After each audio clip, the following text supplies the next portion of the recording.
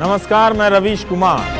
नमस्कार, मैं रवीश कुमार बोलकर अपना परिचय देने वाली ये लाइनें अब आपको एनडीटीवी पर नहीं सुनाई देंगी, क्योंकि रवीश कुमार ने इस्तीफा दे दिया है। सड़कों पर खड़े होकर खबर पढ़ दूंगा कहने वाले रवीश कुमार अब टीवी स्टूडियो में नहीं दिखाई देंगे, क्योंकि उन्होंने चैनल से इस्तीफा दे दिया है। सेठ के पास बहुत पैसा है मगर मैं नहीं हूं कहने वाले रवीश कुमार अब नए रूप में दिखाई देंगे, क्योंकि वैकल्पिक रास्ता तैयार कर लिया है। खैर, खबर यह है कि प्रणव रॉय और राधिका रॉय के बाद अब रवीश कुमार का भी इस्तीफा आ गया है। इसे ऐसे समझें कि जिस शख्स की वजह से एनडीटीवी को अलग न्यूज चैनल माना जाता था, अब उसी ने गुड बाय कह दिया है। इन हालातों में रवीश कुमार का एनडीटीवी से इस्तीफा तय माना जा रहा था, मगर आधिकारिक घोषणा का इंतजार हो रहा था। जो कुछ तय था वही हुआ, मगर सोशल मीडिया पर हाहाकार मचा हुआ था। आधिकारिक घोषणा का ही इंतजार हो रहा था। अब घोषणा हो गई है, तो आइए देखते हैं सोशल मीडिया पर लोग क्या लिख रहे हैं, यहां पर कैसा ट्रेंड चल रहा है। नमस्कार, मैं समर राज बोलता हिंदुस्तान में आपका स्वागत है। गौतम अडानी देश के सबसे अमीर व्यक्ति ही नहीं बने, बल्कि दुनिया के सबसे अमीर लोगों में शामिल हो चुके हैं। समय समय पर उनकी संपत्ति चौथे नंबर से लेकर दूसरे नंबर तक कैलकुलेट होती रहती है, क्योंकि अंबानी अपनी अमीरी के शिखर पर जाते ही देश के ज्यादातर मीडिया चैनलों को खरीद चुके थे, तो अडानी भी इसमें अपना हाथ आजमाने लगे। उन्होंने द क्विंट में काम कर रहे संजय पुगलिया को अपना प्यादा बनाया और एक डिजिटल पोर्टल खरीदने से इसकी शुरुआत की। देश का सबसे अमीर शख्स एक सीमित पहुंच का डिजिटल पोर्टल खरीदकर कैसे संतुष्ट रह सकता था, इसलिए अटकलें लगाई जा रही थी कि अब टीवी चैनलों में किस पर हाथ आजमाएंगे, क्योंकि अडानी समूह ने उस वीपीसीएल को अपना लिया था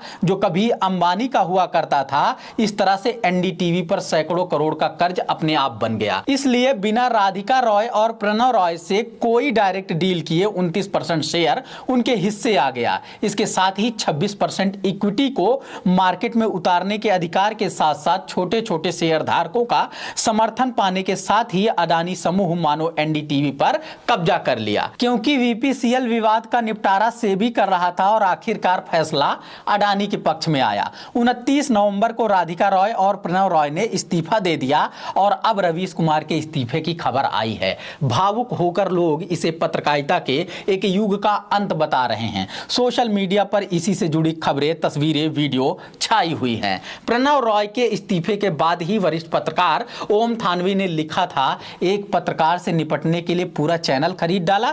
जब संस्थाएं ही ढह रही हों, ढहाई जा रही हों, तो एक चैनल के ढहाने का क्या रोना। इसी पर प्रतिक्रिया देते हुए आम आदमी पार्टी के विधायक नरेश बालियान लिखते हैं, धन्यवाद रवीश जी, एनडीटीवी से आपका इस्तीफा एक अध्याय का अंत है। देश का इतिहास आपको याद करेगा कि एक तानाशाह के दौर में आप किस तरह से सीना तानकर खड़े थे। उम्मीद करता हूं फिर से आपको कहीं इसी आवाज में जरूर सुनेंगे, करोड़ों लोगों की उम्मीद है आप। इसी ट्रेंड पर प्रतिक्रिया देते हुए एक ट्विटर यूजर अशफाक लिखते हैं, एनडीटीवी अब नरेंद्र दामोदर दास टीवी हो गया। रवीश जी को सलाम है कि झुके नहीं, बाकी मिलते रहेंगे रवीश कुमार के ऑफिशियल यूट्यूब पर। वैसे इस मौके पर रवीश कुमार के कुछ पुराने वीडियो भी वायरल हो रहे हैं, जब वो कुछ दिन पहले अपने विदेशी दौरे के समय बोलते सुनाई दे रहे हैं कि सेठ के पास बहुत पैसा है मगर मैं नहीं हूं। सेठ के पास बहुत पैसा है बस मैं नहीं हूं। मगर सबसे ज्यादा प्रतिक्रिया उस वीडियो पर आ रही है जिसे उन्होंने 5 साल पहले आज तक के एक कार्यक्रम में बोला था। यहाँ खड़ा होकर न्यूज पढ़ देंगे सड़क पे, क्या है? मैंने कहा कहीं संविधान में लिखा है कि पत्रकार न्यूज पढ़ेगा तो स्टूडियो में ही पढ़ेगा।